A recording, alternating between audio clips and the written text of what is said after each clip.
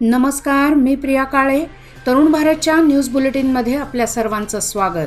आता पाहूया ठळक घडामोडी. मराठा योद्धा मनोज जरांगे पाटील यांचे आज बेळगाव शहरामध्ये आगमन झाले.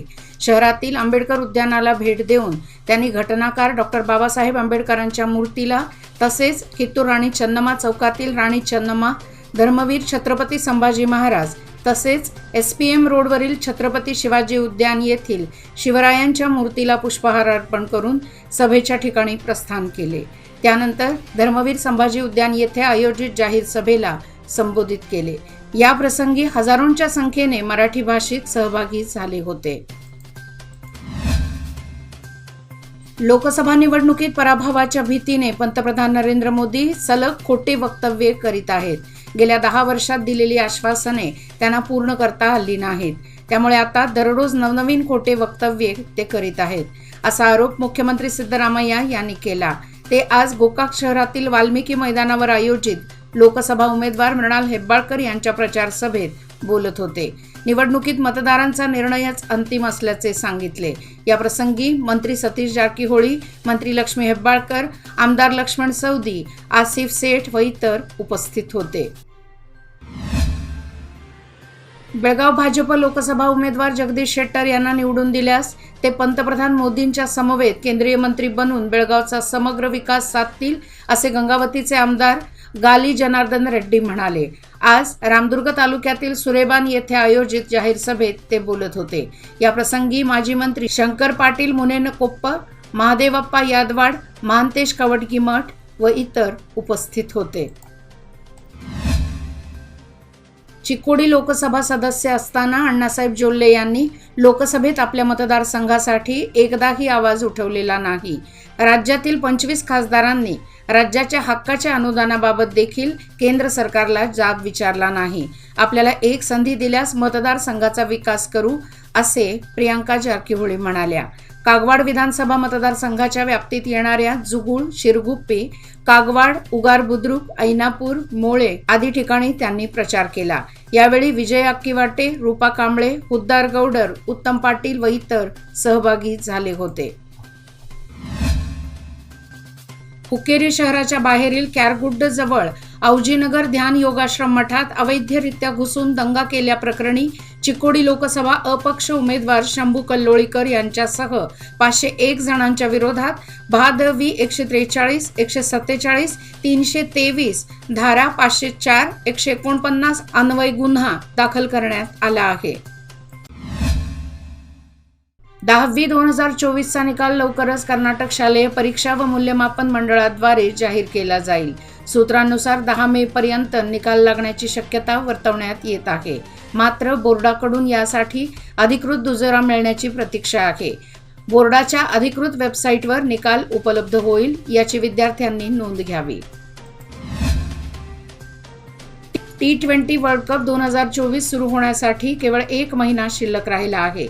त्याआधी अजित अगरकर यांच्या नेतृत्वाखाली भारतीय क्रिकेट नियामक मंडळाने T20 वर्ल्ड कप 2024 साठी टीम इंडियाची घोषणा केली आहे. रोहित शर्माच्या नेतृत्वाखालील टीम इंडियामध्ये काही नवीन खेळाडूंनाही स्थान मिळाले आहे. बेळगाव तालुका स्वीप समितीतर्फे मतदान जागृतीसाठी कंबर कसण्यात आली आहे. विविध गावांमध्ये उपक्रम राबवून जनमानसात मतदान जागृती केली जात आहे. मंगळवारी तारीहाळ व सुवर्णसौध परिसरात आकाशामध्ये फुगे सोडून जनजागृती करण्यात आली.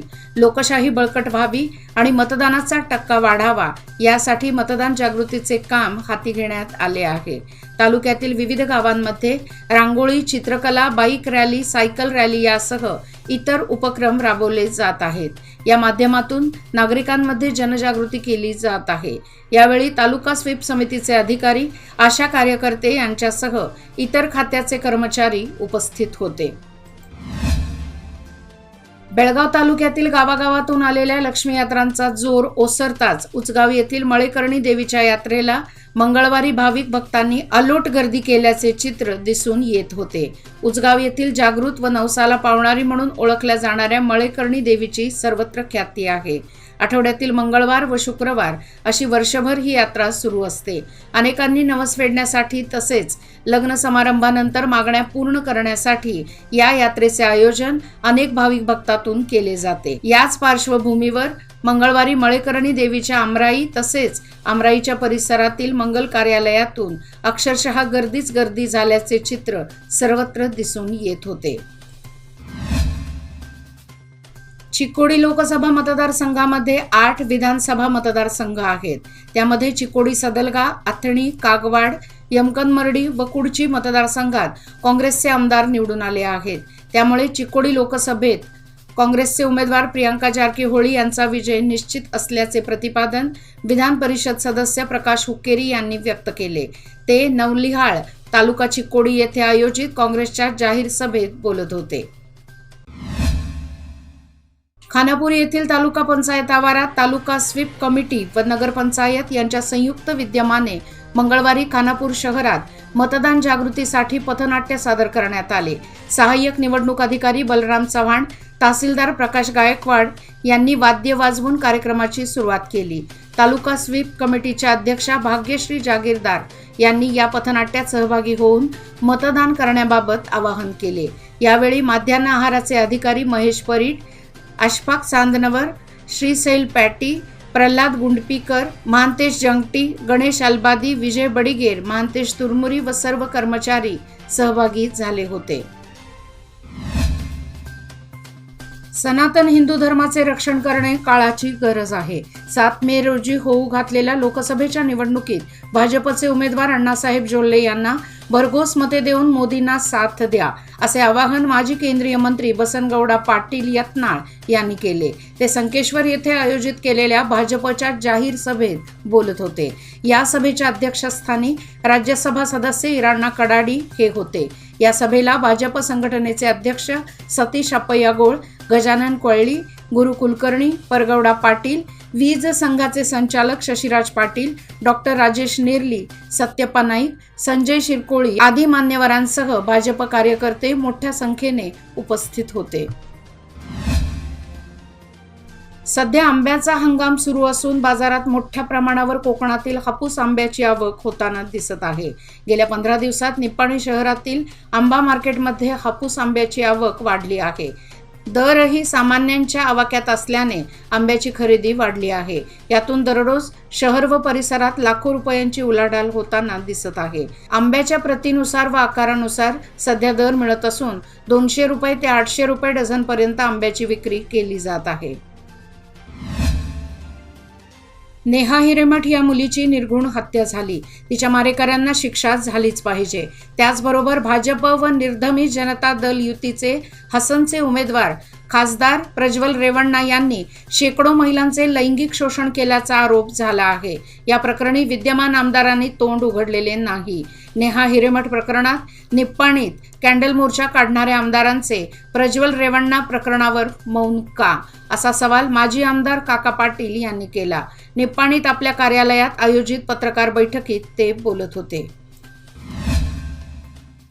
विजापूर जिल्ह्यातील इंडी तालुक्यातील लचियाना गावातील श्री सिद्धलिंग महाराजांच्या जत्रेत रविवारी झालेल्या रथोत्सवात गंभीर जखमी झालेल्या एकाचा विजापूर जिल्हा रुग्णालयात मृत्यू झाला। नागेंद्र शिवाजी कटकडोंडा, वय वर्ष 39 असे मृताचे नाव आहे। नागेंद्र हा रथोत्सवात गंभीर जखमी झाला होता। त्याला तात्काळ विजापूर जिल्हा रुग्णालयात उपचारासाठी दाखल करण्यात आले होते। मात्र उपचाराचा कोणताही उपयोग न झाल्याने त्याचा मृत्यू झाला। सदरची घटना इंडी पोलीस स्थानकाच्या कार्यक्षेत्रात घडली आहे। याचबरोबर आजचे बातमीपत्र इथेच संपले। अधिक माहिती आणि ताज्या घडामोडी करता पाहत रहा तरुण भारत न्यूज चॅनल। तसेच आमच्या चॅनलला लाईक, शेअर आणि सबस्क्राईब करायला विसरू नका आणि विश्वासार्ह बातम्यासाठी दररोज वाचा दैनिक तरुण भारत। धन्यवाद।